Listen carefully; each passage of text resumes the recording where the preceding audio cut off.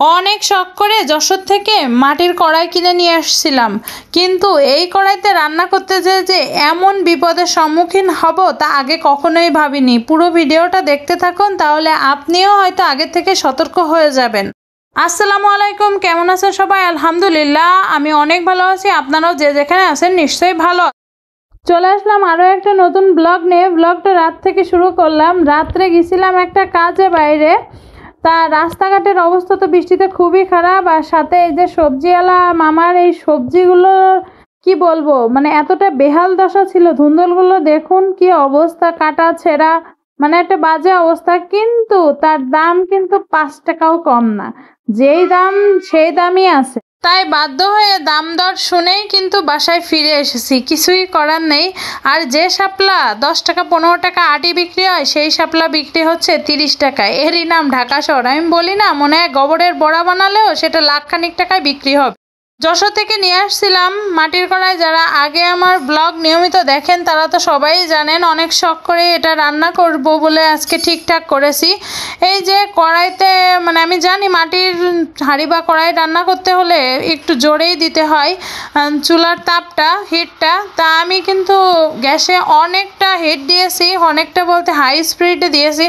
তারপরেও মানে দেখে বুঝতেই পাচ্ছেন, মানে আমরা যে রকম হাঁড়ি পাতিলে রান্না করে অভ্যস্ত, অ্যালুমিনিয়াম বলেন, লোহা বলেন, ননস্টিক বলেন, আর যেটাই বলেন না কেন, টকবক করে যে মশলাপাতি ফুটে কষায়, সেটা কিন্তু এখানে দেখা যাচ্ছে না। আপনারা দেখলেই বুঝতে পারছেন। কাছে থেকে এই যে দেখাচ্ছি, সেটাই ভালো করে নোটিস করলে বুঝতে পারছেন। কড়াই কিন্তু গরম হয়ে গেছে বেশটা সময় নিয়ে। মানে এই কড়াই গরম হতে আমার যত সময় লেগেছে, ততক্ষণে আমার মশলা কষিয়ে মানে অর্ধেক তরকারি রান্না হয়ে যায়, এমন একটা অবস্থা। হাইটে দিয়ে রেখেও মানে শান্তি পাচ্ছিলাম না, কেন জানি।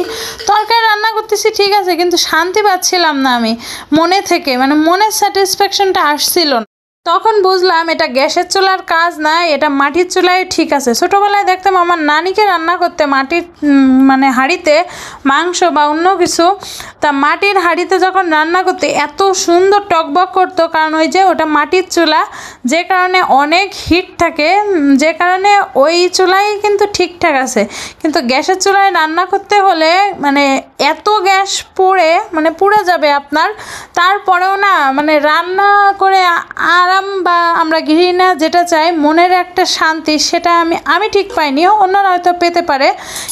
তাই বলবো, যারাই চিন্তাভাবনা করছেন মাটির হাঁড়ি কড়াইতে রান্না করবেন, তারা গ্যাসের দিকটা বিবেচনা করবেন। কারণ আমাদের তো মাস শেষ হলে গ্যাসও শেষ হয়ে যায়, তাই একটু বিবেচনা করবেন। অনেক কষ্ট করে কিন্তু এই মাটির চুলায় এই যে কলার তরকারিটা রান্না করেছি আমি মাছ দিয়ে, কিন্তু মনের শান্তি না পাওয়ার কারণে আমি মানে আর রান্না করব না, এটাই ঠিক করেছি। কড়াইটা সুন্দরভাবে তুলে রাখবো। ভবিষ্যতে যদি মাটির চুলা একটা জোগাড় করতে পারি বা সিমেন্টের চুলা, সেখানে রান্না করব বলে ঠিক করছি। আর দুঃখের কথা কি বলবো, যেদিন দুঃখ হয় সেদিন সব দিক থেকে হয়। আপনাদের ভাইয়া বাদাম নিয়ে আসছে, বাদামগুলো ভাজবো, কিন্তু কি বাদাম আমি বুঝলাম না। এতক্ষণ ধরে আমি নেড়ে নেড়ে ভাজি করলাম, কিন্তু সে বাদামের কোনো স্বাদ নেই। এমন বাদাম আমি আগে কখনোই খাইনি। তারপরে আমি, বিশ্বাস করবেন না, এতটা অস্থির হয়ে গেছিলাম যে এক তো মাটির কড়াইতে রান্না করে শান্তি পাই না, তারপরে এই সন্ধ্যাবেলা কষ্ট করে এসে আবার এই বাদামের পিছনে দৌড়ায়। বাদামও আমার সাথে কেমন জানি বিরক্তিকর আচরণ করতেছে।